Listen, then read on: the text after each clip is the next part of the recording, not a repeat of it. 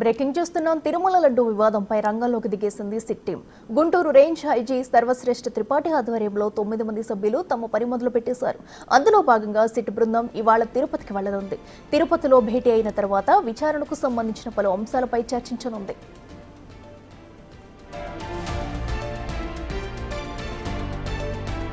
YCP ప్రభుత్వ హయాంలో తిరుమలకు నెయ్యిని ఎక్కడెక్కడ నుంచి కొనుగోలు చేశారు, టెండర్లు ఎవరెవరికి ఇచ్చారు, ఆ కంపెనీల లావాదేవీలేంటి, దీని వెనుక ఎవరు కీలక పాత్ర పోషించారు, ఇలా రకరకాల విషయాలు వెలుగులోకి రానున్నాయి.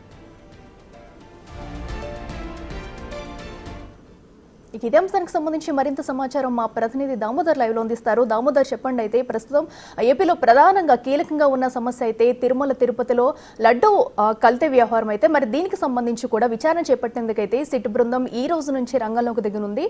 మరి ఈ సిట్ బృందం నేపథ్యంలో ఎలాంటి విషయాలు బయటకు వచ్చే అవకాశం ఉందంటారు? డీటెయిల్స్ ఏంటి?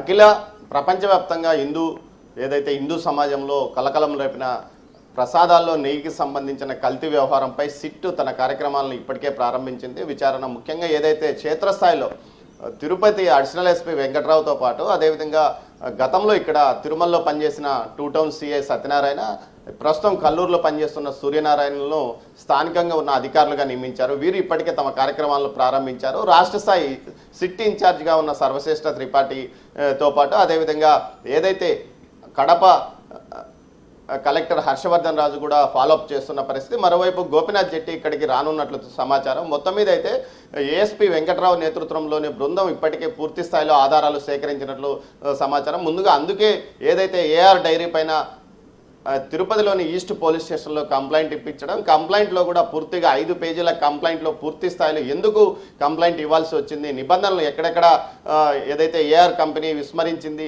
నిబంధనలకు వ్యతిరేకంగా నెయ్యి ఏ విధంగా సరఫరా చేసింది అన్న అంశాలను కూడా 5 పేజీల కంప్లైంట్లో పొందుపరిచారు. ఈ నేపథ్యంలో ఆ కంప్లైంట్లోని అంశాలతో పాటు నెయ్యికి సంబంధించిన కొనుగోలు, అదేవిధంగా లడ్డూ ప్రసాదానికి వినియోగించే ఇతర వస్తువుల యొక్క కొనుగోలులో జరిగిన అక్రమాలపైనే పూర్తి స్థాయిలో విచారణ కొనసాగే అవకాశం ఉంది. ముఖ్యంగా ఏఆర్ డైరీ నేరుగా సరఫరా చేసిందా, ఏఆర్ డైరీ యొక్క టెండర్ను ఇతర కంపెనీలు వినియోగించుకున్నాయా, స్థానికంగా ఉన్న ఏదైతే నెల్లూరుకు సంబంధించిన ఓ ప్రైవేట్ డైరీ కంపెనీ నుంచి నేరుగా నెయ్యి సరఫరా అయినట్టు తెలుస్తుంది.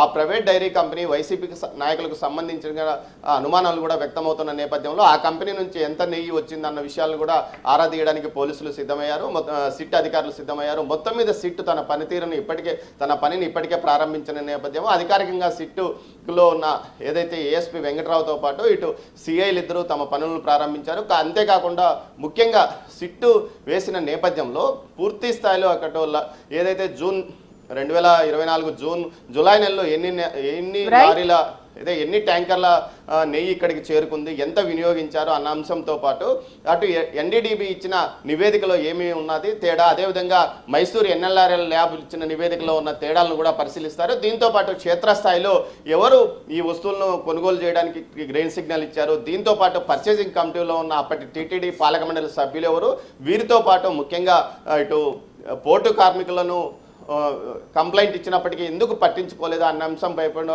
అంశం మీద కూడా పూర్తి స్థాయిలో విచారణ కొనసాగనుంది. మొత్తం మీద చూస్తే సిట్ తన విచారణను ఇప్పటికే ప్రారంభించింది. అంటే పూర్తి స్థాయిలో ఇక్కడికి ఉన్నతాధికారులు చేరుకున్న తర్వాత మొత్తం సిట్ బృందంతో సమావేశమై అసలు ఎక్కడ ఎలాంటి విచారణ చేపట్టాలి అన్న అంశం మీదనే సిట్ దర్యాప్తు ముందుకు కొనసాగే అవకాశం ఉంది. అఖిల.